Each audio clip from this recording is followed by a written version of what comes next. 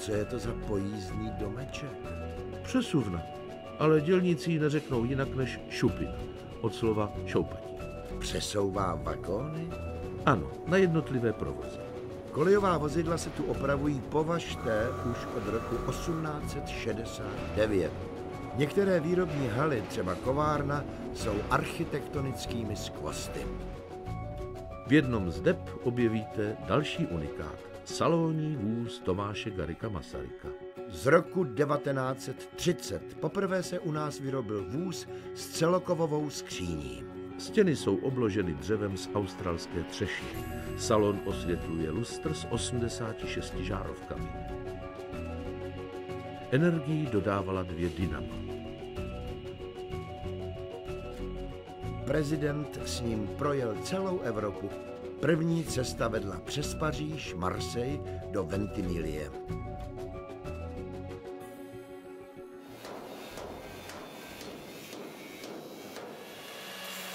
Opravny jsou jedny z posledních v Evropě, kde ještě umějí zrekonstruovat parní lokomotivy a historické vozy.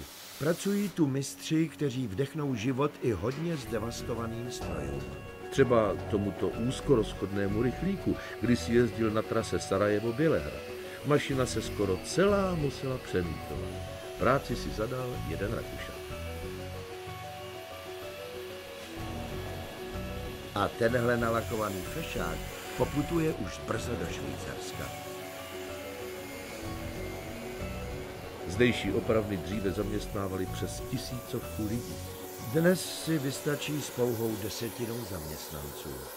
Nový majitel slibuje zavedení výroby cisternových vozů. To zní slibně. Tady se přitom nikdy nevyrábělo, jen opravovalo.